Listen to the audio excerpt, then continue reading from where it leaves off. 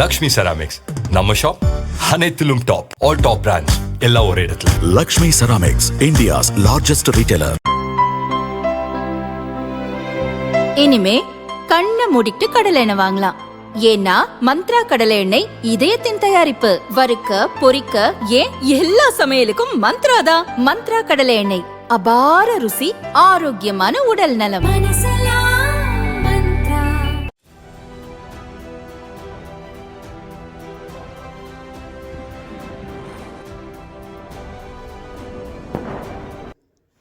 Iran மீது போர் தொடுத்த Israel அமெரிக்க ராணுவம் முதல் நாளே அந்த நாட்டின் உச்ச தலைவர் கமேனியை குண்டு வீசி கொன்றது.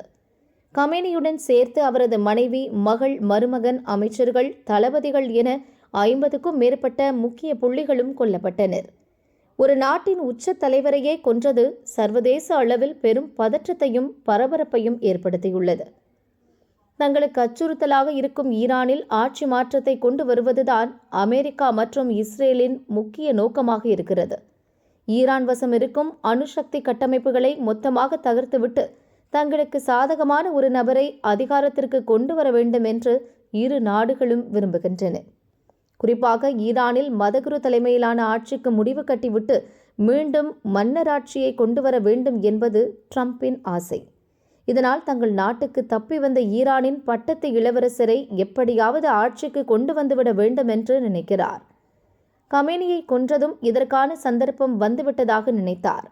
ஈரான் இராணுவத்தை தங்களிடம் சரணடையும்படி கூறினார். ஆனால் ஈரான் அதிபர் பெசஷ்கியான், இராணுவம், மத குருக்கள் ஓரணியில் நின்றுவிட்டனர். மீண்டும் மதகுரு தலைமையிலான ஆட்சிதான் என்று அவர்கள் உறுதி செய்தனர். அதே நேரம் உச்ச தலைவர் யார் என்ற கேள்வி எழுந்தது. அலி கமேனி மகன் முஜ்தபா கமேனி பெயர் வலுவாக அடிபட்டது. இதற்கிடையே நேற்று மதகுருமார்கள் மற்றும் உயர்மட்ட நிர்வாகிகள் டெஹ்ரானில் கூடினர். ஓட்டெடுப்பில் கமேனி மகன் முஜ்தபா கமேனியை ஒருமனதாக தேர்வு செய்தனர். உச்ச தலைவர் போட்டியில் அலி கமேனி மகன் வெற்றி பெற்று விட்டதாக ஈரான் அரசு ஊடகம் இப்போது அதிகாரப்பூர்வ செய்தியை வெளியிட்டுள்ளது. இக்கட்டான சூழலில் நாட்டின் அனைத்து மக்களும் புதிய உச்ச தலைவர் தலைமையில் ஒருங்கிணைய வேண்டும். நாட்டின் அறிஞர்கள், மத குருமார்கள், பேராசிரியர்கள் என அனைத்து தரப்பினரும் புதிய தலைவருக்கு தங்கள் விசுவாசத்தை உறுதி செய்ய வேண்டும். இதன் மூலம் தேசிய ஒற்றுமை நிலைநாட்ட வேண்டும் என்று ஊடகங்கள் மூலம் அரசு கேட்டுக்கொண்டது. கமேனி கிட்டத்தட்ட 36 ஆண்டுகள் அதிகாரத்தில் இருந்தார். இப்போது அவர் மகன் வந்திருக்கிறார். இவரது பின்னணி பற்றி பார்க்கலாம். அயதுல்லா அலி கமேனிக்கு மொத்தம் 6 பிள்ளைகள். இதில் முஜ்தபா கமேனி 2வது மகன். இவர் மஷ்காத் நகரில் 1969ஆம் ஆண்டில் பிறந்தார். தந்தை போல இவரும் மதகுருவாவார். இதற்காக ஷியா மக்களின் புனித நகரமான கோம் நகருக்கு சென்று இஸ்லாமிய இறையியல் கல்வியை படித்தார். படிப்பு முடிந்ததும் டெஹ்ரான் வந்த முஜ்தபா கமேனி உச்ச தலைவராக இருந்த அப்பாவின் அலுவலகத்தில் வேலையை ஆரம்பித்தார். அப்பா நிஜ தலைவர் என்றால் மகன் நிழல் தலைவர். கமேனிக்கு தேவையான எல்லா வேலைகளையும் பின்னால் இருந்து கவனித்தவர் முஜ்தபா. இதற்கு முன்பு இவர் எந்த அரசு பதவிகளையும் வகிக்கவில்லை. எந்த தேர்தலிலும் போட்டியிட்ட அனுபவமும் இல்லை. பொதுவெளியில் அதிகம் தோன்றியதும் கிடையாது. வாழ்நாளில் பெரும் பகுதியை கமேனியின் அலுவலகத்திலேயே கழித்தார். இந்த காலகட்டத்தில் நாட்டின் பழமைவாத குருமார்களிடம் முஜ்தபா கமேனி நெருங்கி பழகினார். ஈரானின் சக்தி வாய்ந்த இராணுவ அமைப்பான இஸ்லாமிய புரட்சிகர காவல் படை உயர்மட்ட அதிகாரிகளிடமும் நெருக்கம் காட்டினார். இதெல்லாம் தான் உயர்மட்ட தலைவர்கள் இடையே எந்த எதிர்ப்பும் இன்றி இப்போது உச்ச தலைவர் அந்தஸ்துக்கு முஜ்தபா கமேனியை கொண்டு வந்திருக்கிறது. இப்போதே மேல்மட்டத்தில் இருப்பவர்கள் முஜ்தபா கமேனியை அயதுல்லா என்று அழைக்க துவங்கிவிட்டனர். இது நாட்டின் உயரிய மதகுருவை குறிக்க பயன்படுத்தும் அடைமொழி. பெயருக்கு முன்னால் இதை சேர்த்து சொல்வார்கள். அலி கமேனி உச்ச தலைவர் ஆன கொஞ்ச காலத்திலேயே அவரை அயதுல்லா அலி கமேனி என்று அழைக்க ஆரம்பித்தனர். அதேபோல்தான் இப்போது அவரது மகனையும் அயதுல்லா முஜ்தபா கமேனி என்று அழைக்க துவங்கிவிட்டார்களாம்.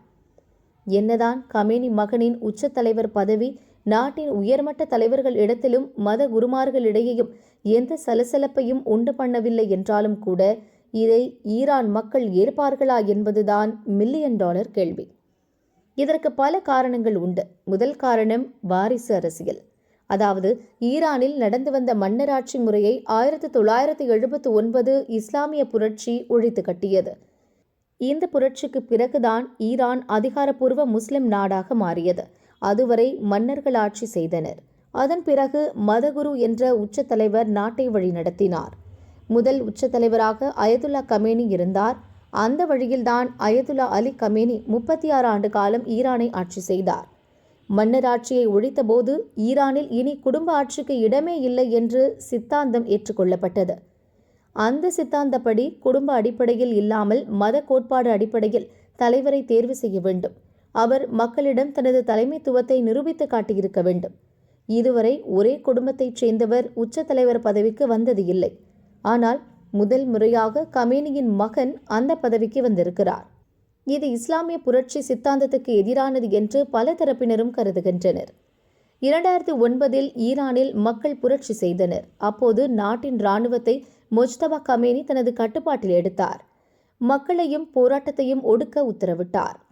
திரைமறைவில் இருந்து எந்த காரியத்தை அவர் செய்தார்? இதுவும் அவர் மீது மக்களுக்கு அதிருப்தியை ஏற்படுத்திய விஷயம். எனவே உயர்மட்ட தலைவர்கள் ஆதரவு இருந்தாலும் ஈரான் மக்கள் ஆதரவு எந்த அளவு முஜ்தபா கமேனிக்கு கிடைக்கும் என்பது தெரியவில்லை. இன்னொரு பக்கம் ஈரானில் கடுமையான போர் நடக்கிறது. கமேனியை கொன்றது போலவே அந்த இடத்துக்கு வரும் எந்த நபரையும் கொலை செய்வோம் என்று இஸ்ரேல் பகிரங்கமாக அறிவித்துள்ளது. கமேனி மகன்தான் அந்த பதவிக்கு வருவார் என்பதை முன்கூட்டியே சொன்னது இஸ்ரேல். உச்ச தலைவர் மட்டுமல்ல, அவருடன் அரசின் உயர்மட்டத்தில் இருக்கும் அத்தனை பேரையும் தீர்த்து கட்டுவோம். அதற்கான திட்டம் தங்களிடம் இருக்கிறது என்று இஸ்ரேல் பிரதமர் பெஞ்சமின் நெதன்யாகு இப்போது அறிவித்துள்ளார். அதேபோல் உச்ச தலைவராக கமேனி மகன் நியமிக்கப்பட்டதை அமெரிக்க அதிபர் டிரம்பும் கண்டித்துள்ளார். இந்த ஆட்சி தூக்கி எறியப்படும் என்று அமெரிக்கா கூறியுள்ளது. இஸ்ரேல் மட்டுமின்றி அமெரிக்க படைத்தளங்கள் இருக்கும் சவுதி, கத்தார், பஹ்ரைன், அமீரகம், குவைத் உள்ளிட்ட சக முஸ்லிம் நாடுகள் மீதும் ஈரான் குண்டு வீசுகிறது.